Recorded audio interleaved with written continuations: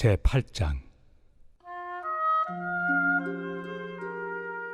우상의 제물에 대하여는 우리가 다 지식이 있는 줄을 아나 지식은 교만하게 하며 사랑은 덕을 세우나니 만일 누구든지 무엇을 아는 줄로 생각하면 아직도 마땅히 알 것을 알지 못하는 것이요 또 누구든지 하나님을 사랑하면 그 사람은 하나님도 알아주시느니라.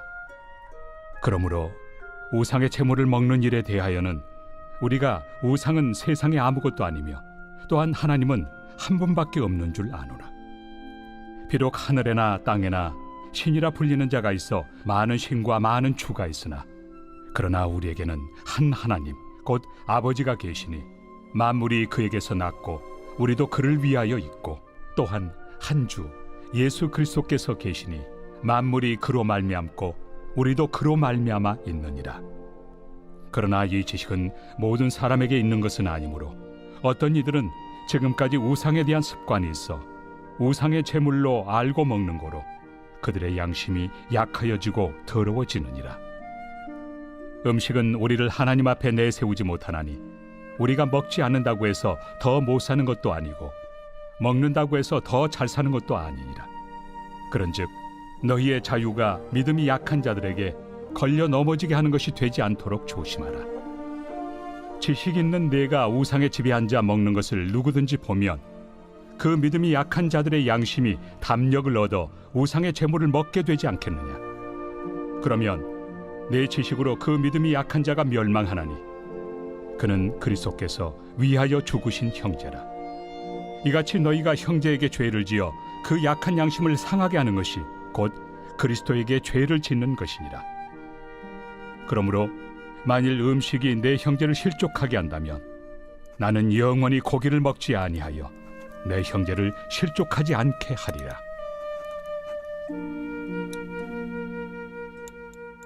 오늘의 말씀 고린도전서 8장입니다. 오늘 본문의 말씀은 우상에게 바친 제물을 먹는 문제로 혼란스러워하는 고린도 교인들에게 바울이 전하는 답변입니다. 고린도 교인들이 우상의 제물을 먹느냐 마느냐 하는 문제를 놓고 혼란에 빠진 이유는 당시의 사회적 배경과도 연관이 있습니다. 당시 고린도는 우상의 신전들이 자리 잡고 있었고 시민들은 정기적으로 우상의 신전에 참석해서 제사를 드리고 또 고기를 비롯하여 우상에게 제물로 바친 엄청난 양의 제물들은 다시 시장으로 유통되어 시민들의 식탁에까지 오르게 되었습니다. 결국 우상에게 바쳐진 고기와 일반 고기가 구분이 되어 있지 않아 본의 아니게 우상에게 바친 제물을 먹게 된 것입니다. 초대교회 당시는 교리적으로 정립되어 있지 않았기 때문에 우상에게 바친 제물을 먹는 문제는 심각한 것이었습니다. 그러다 보니 고린도 교인들 사이에서 이 문제를 두고 의견이 나눠지고 대립하게 된 것입니다. 이방신의 존재를 인정하지 않는 성도들에게는 우상 제물이란 아무것도 아니고 그것을 먹는다고 해서 문제가 될 것도 없었습니다. 하지만 반대로 유대교에서 개종한 사람들은 우상에게 바친 제물은 부정한 음식이라 일절 먹을 수 없다라고 주장합니다. 이들의 주장은 좀처럼 좁혀지지 않았고 결국 바울에게 이 문제에 대하여 조언을 구하게 되었습니다. 이에 대해서 바울은 이렇게 대답합니다. 4절의 말씀입니다. 우상의 제물을 먹는 일에 대하여는 우리가 조상을 세상에 아무것도 아니며 또 한 하나님 한 분밖에 없는 줄 아노라. 세상에는 신이라 불리는 자가 많지만 우리에게 참된 신은 오직 세상을 주관하시는 하나님 한 분밖에 없기 때문에 성도에게 있어서 우상의 존재란 전혀 아무런 의미가 없고 우상에게 바친 음식 역시 성도가 먹어도 상관없다라는 겁니다. 다시 말해 이미 영적으로 성숙한 믿음과 지식을 지닌 성도들에게 우상의 제물이란 먹어도 아무 문제가 없고 먹지 않아도 전혀 상관없고 이것이 하나님을 섬기는데 아무런 영향도 주지 않으니 자유롭게 판단하라 라는 겁니다. 하지만 이 자유롭게 판단하라는 것에는 분명한 조건이 붙어 있습니다. 9절의 말씀입니다. 그런즉 너희의 자유가 믿음이 약한 자들에게 걸려 넘어지게 하는 것이 되지 않도록 조심하라. 여기서 너희라는 것은 믿음이 강한 자들을 말하고 자유라는 것은 자유롭게 우상 제물을 먹는 것을 의미합니다. 분명 바울은 우상 제물이 성도에게 어떠한 영향도 끼치지 못한다고 말하였습니다. 그러나 성숙한 믿음의 사람들이 우상 제물을 먹음으로 믿음이 연약한 사람에게는 악한 영향력을 끼칠 수도 있다라고 하는 겁니다. 믿음이 연약한 성도들은 우상에 대한 습관이 남아 있었고 또 우상과 우상 제물에 대한 바른 지식이 없었습니다. 그러니 성숙한 믿음의 사람들이 우상 제물을 먹는 모습을 보게 된다면 다른 우상을 경배한다고 생각할 수도 있고 또 그들을 따라 우상 제물을 먹게 된다면 하나님과 더불어 다른 우상을 함께 섬겨도 괜찮은 것으로 착각하게 만들 수 있다는 것입니다.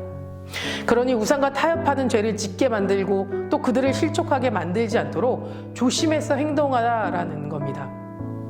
내가 주님의 진리 안에서 자유롭게 행동하는 것이 아무리 옳은 것이라고 해도 아무리 자신에게 유익하고 편리한 일이라 할지라도 하나님께서 원하는 것이 아니고 그 행동이 믿음이 약한 성도들에게 오해를 만들게 하는 것이라면 또 잘못된 길로 가게 만드는 것이라면 그 자유 또한 우리는 포기할 줄 알아야 하는 겁니다.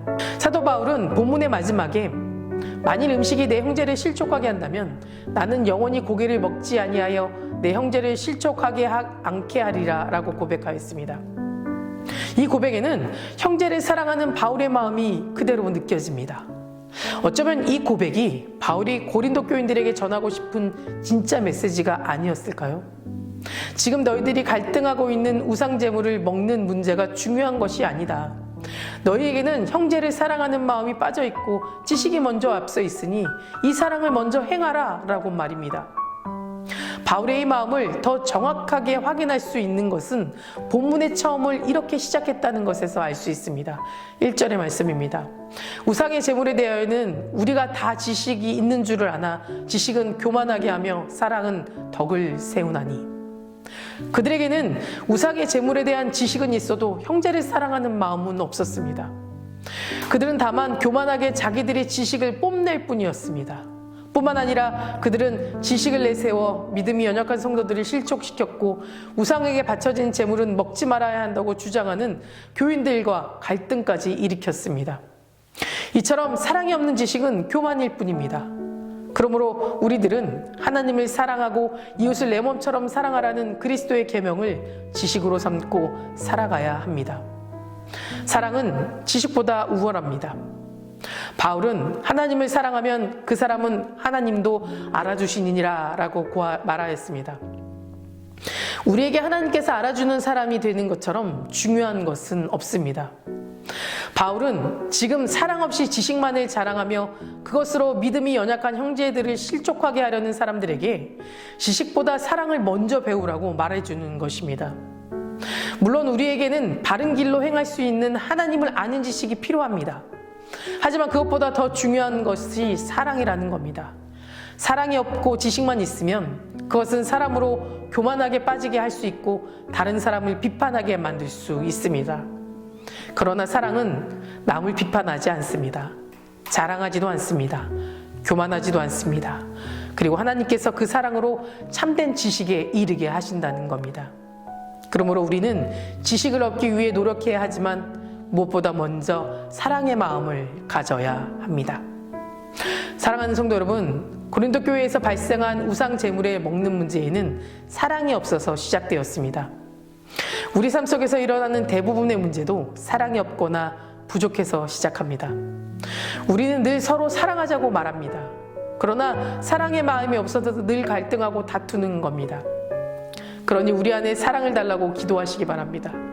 믿음이 약하고 믿지 않는 사람들을 위해 사랑을 느낄 수 있도록 사랑을 전하고 행동함으로 보여주며 살아가기를 바랍니다.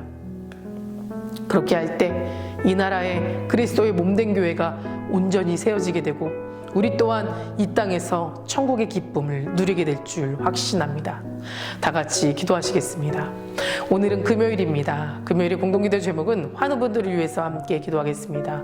호황봉 장로님과 박재순 권사님, 유은영 권사님, 김시아 권사님, 이영숙 권사님, 이명숙 권사님, 오유미 집사님, 이동준 성도님, 박서연 청년, 유경민 청년의 치유를 위해서 또 각종 질병과 불면증, 공황장애 등 마음의 병을 위해서도 함께 기도해 주시기 바랍니다. 사랑과 은혜가 충만하신 하나님, 오늘도 부르심에 감사를 드립니다. 인생의 고비마다 우리와 함께 하시고 더 좋은 곳, 옳은 곳으로 걸어가게 인도하시는 주님을 믿습니다. 내가 만들어 놓은 잣대로 나와 생각이 다르고 뜻이 다르다고 해서 내 이웃을 또 내 가족을 내 성도와 교회를 비판하고 정죄하는 어리석고 교만한 사람이 되지 않게 하시고 하나님이 가르치시고 베풀어 주신 사랑으로 온전히 실천하며 살아가게 인도하여 주시며 하나님을 죽기까지 사랑하여서 하나님이 알아주시는 삶으로 살아가게 하여 주시옵소서. 특별히 오늘은 한우분들을 위해서 기도합니다. 암으로 치유받고 있는 박재순 권사님, 유윤영 권사님, 김시아 권사님, 이영숙 권사님, 이명숙 권사님, 오유미 집사님, 이동춘 성도님, 박서연 청년, 유교민 청년, 주님 깨끗이 치유해 주시고 소망을 붙잡고 살아가게 하시며 우리 황봉 장로님 하루속히 회복시켜 주셔서 주님의 능력만이 인간의 모든 육체와 마음의 영혼을 낫게 하실 줄 믿사오니 살아계신 하나님 이 고통을 끝내주시고 하루속히 건강한 일상으로 회복될 수 있도록 주님 위험 도와주시옵소서. 투석 중인 성도님들, 사고로 입원 중인 성도님들 힘을 주시고 우울증, 공황장애, 불면증 겪고 있는 성도님들에게는 위로함과 마음의 평안을 허락하여 주시옵소서. 담임 목사님 사역 가운데 성령님 함께하여 주실 줄 믿습니다. 계획하시고 준비하시는 모든 사역마다 하나님의 능력이 나타나게 하여 주셔서 함께 동력하며 중보하는 자들을 세워 주시옵소서. 다음 세대 아이들의 믿음을 지켜주실 줄 믿습니다. 우리 아이들이 말씀으로 자라고 기도로 성장하게 하시고 아직까지 교회 나와 함께 예배드리지 못하고 있는 아이들의 믿음을 회복시켜 주셔서 믿음의 공동체 안에서 믿음의 은혜를 나누고 살아가도록 도와주시옵소서. 새벽마다 1000번째 드리며 간구하는 기도 제목에 응답하여 주시길 간절히 소망하며 이 모든 말씀 예수 그리스도의 이름으로 기도드립니다. 아멘.